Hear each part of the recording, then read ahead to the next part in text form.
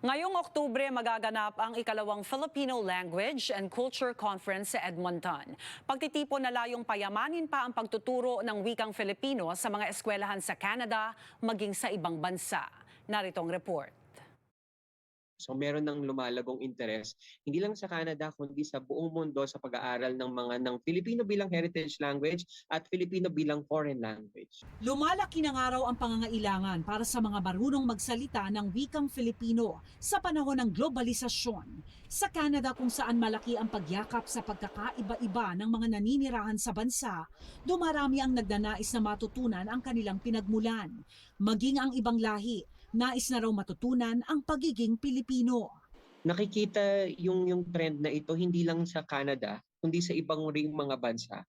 No, so kahit na rin sa Pilipinas, meron ng mga trend na ganito dahil nga nakikita na yung usapin ng globalization, hindi lang naman siya usapin ng Ingles lang.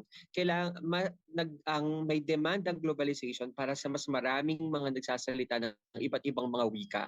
Nasa Edmonton ngayon ang direktor ng Sentro ng Wikang Pilipino ng University of the Philippines na si Dr. Jason Petras para sa ikalawang Filipino Language and Culture Conference. Proyekto ng Konsulado ng Pilipinas sa Calgary at National Commission for Culture and the Arts at Filipino Academic and Cultural Educators Society.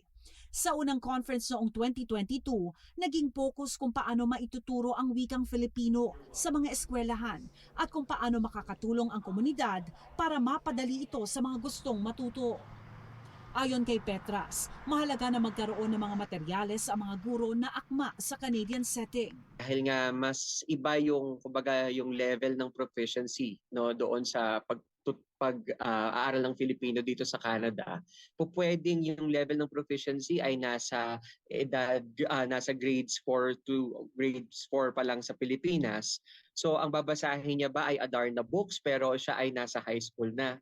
Isa rin sa pag-uusapan namin ay kung paano rin mag-develop ng sariling mga material.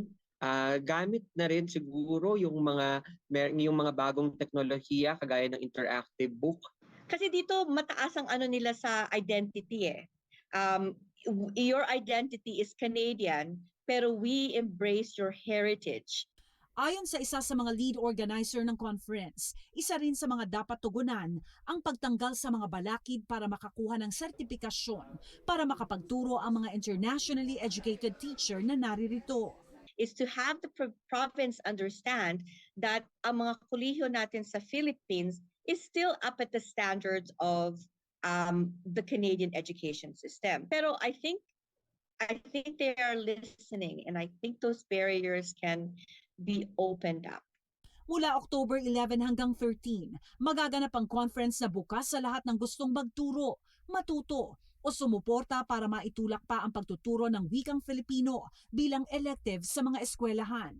Ayon kay Isla, 8 school districts na sa Alberta ang nagtuturo ng wikang Filipino. 4 na eskwelahan naman sa Edmonton ang nag-aalok nito.